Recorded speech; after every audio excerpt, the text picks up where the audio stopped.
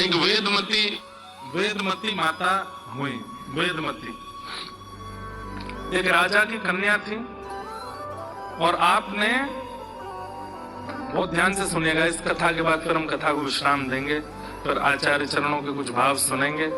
सब लोग सावधानी से सुनो, बैठो, और आरती से पहले जो जाएगा उसको बगल वाले की सौगंध है। सुनिए। तो वेदमती, उन्होंने घनघोर तप किया, और तप के पीछे उद्देश्य क्या था कि साक्षात नारायण भगवान मुझे पति रूप में प्राप्त हो जाएं। तो वेदमती, जब ये इनके वेदों के स्वरों से इनका प्रादुर्भाव हुआ था, ये अयोनिजा थी। माता पिता इनके वैसे भले ही थे, पर इनका जन्म किसी माता पिता से नहीं हुआ था। एक प्रकार से वेद ही कन्या का रूप धारण करके आए वेदमती। तो उन्होंने तप किया, और तप करके ठाकुर जी के प्रति उद्देश्य रखा कि ठाकुर जी मुझको पति रूप में प्राप्त हों।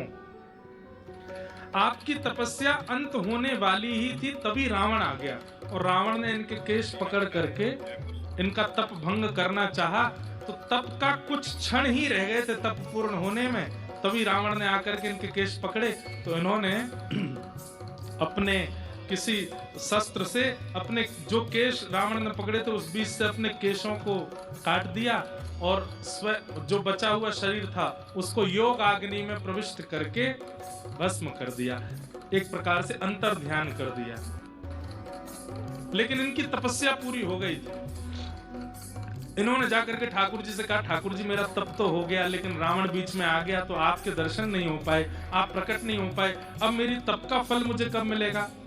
तब ठाकुर जी बोले, हम राम बन करके आ रहे हैं, और जब हम दुष्टों का दलन करने के लिए वन में जाएंगे तो सीता जी उस भयावह रूप को देख नहीं पाएंगे, इसलिए सीता जी पावक में प्रवेश कर जाएंगी, अग्नि में प्रवेश कर जाएंगी।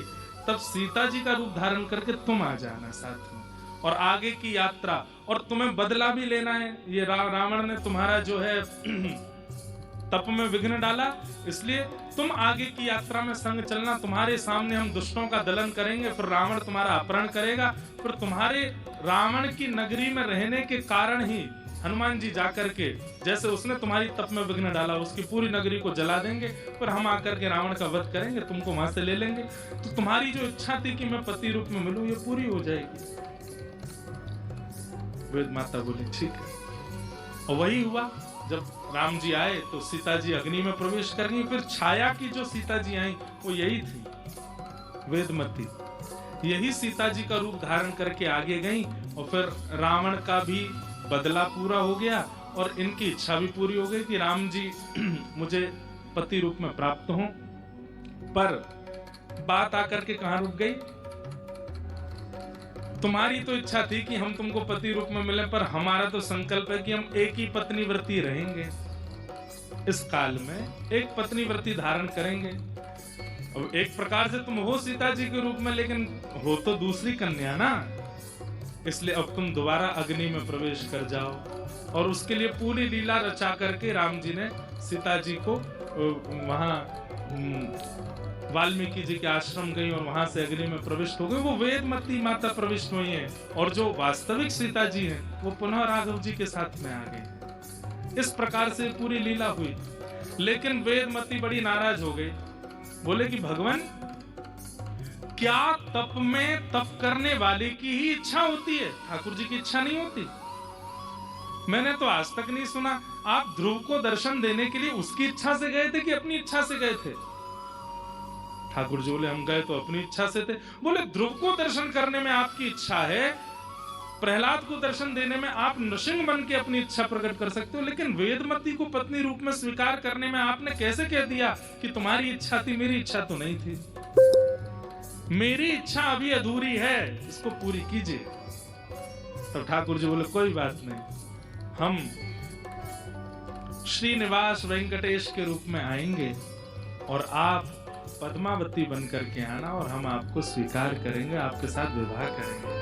अब भगवान तिरुपति बन करके आए, और तिरुपति बन करके तिरुपति यहाँ पर श्रीदेवी, भूदेवी और पद्मावती 3 पत्नियां हैं श्री ठाकुर जी की। ये पद्मावती कौन है?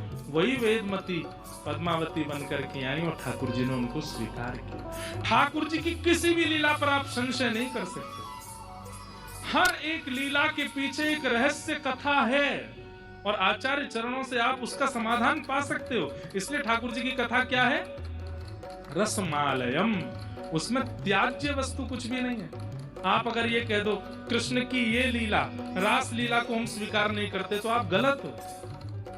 आप रास लीला की सार गर्भता को जब देखने के लिए जाएंगे तो ऐसा सार छिपा है, बस वो प्रकट रूप में दिख नहीं रहा है आपको। धर्मस्वनिष्ठितः पुंसाम विश्वक्सेन कथा सूयः।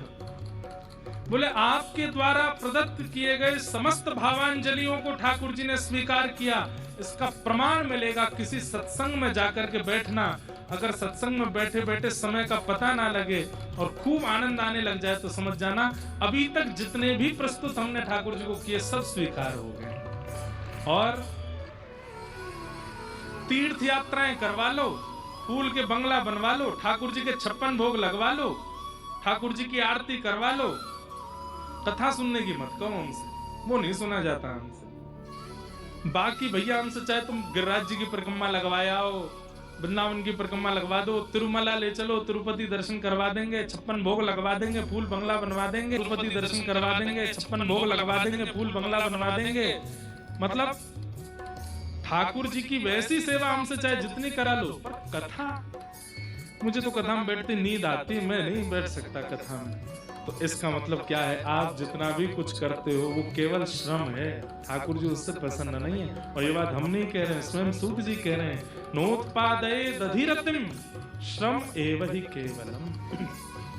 केवल कथा नहीं, कहीं भी कोई महापुरुष सद्विचार प्रकट कर रहे हैं, सद्भावना सुना रहे हैं, एक सद्मार्ग दिखाने का प्रयास कर रहे हैं, और आप वहां बैठे बैठे आलस दिखा रहे हो, वहां बैठे बैठे आंख मीट रहे हो, देख रहे हो कब चले अब यहाँ से।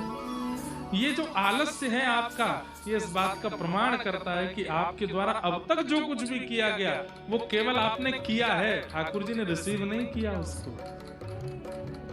ठाकुर जी स्वीकार कर रहे हैं। उनकी स्वीकार्यता का सबसे बड़ा प्रमाण क्या है? कथा में रुचि होना, सत्संग में रुचि होना, भगवत वाणियों में, वैष्णव वाणियों में रुचि होना, इस बात का प्रमाण। हनुमान जी महाराज बैठे थे कथा में, इतनी भाव से कथा चल रही थी कि हनुमान जी रो रहे थे। हे मेरे राघव, हे मेरे राम, हे मेरे रघुवीर, हे मेरे प्रभु, ऐसे कह कर रो रहे थे। ठाकुर जी से देखा नहीं गया। ठाकुर जी पहुंच गए। हनुमान ऐसे क्यों रो रहे हो? मैं आ तो गया। रोते हुए हनुमान जी बोले, ठाकुर जी अभी 2 घंटा की कथा रह गई है, बाहर वेट करो, अभी पहले कथा सुन लो। अरे मैं प्रत्यक्ष आ गया हूं, नेत्र खोलो, देखो मुझे। नहीं भगवान, बोले कथा में ऐसा क्या है जो मुझे मेरे प्रत्यक्ष दर्शन में नहीं है? तो हनुमान जी कहते हैं, आंख खोल के देखूंगा तो केवल 2 नेत्रों को दिखते हैं, पर नेत्र बंद करके जब कथा सुनता हूं तो रोम रोम को आप दिखाई देते हो। मन को, बुद्धि को, चित्त को, विचारों को, प्रत्येक इंद्रियों को आपका अनुभव होता है नाथ। इसलिए 2 घंटा कथा रह गई है, बाहर बैठो आप, पहले कथा सुनूंगा। इसीलिए प्रभु चरित्र सुनवे को रसिया, राम लखन सीता मन बसिया।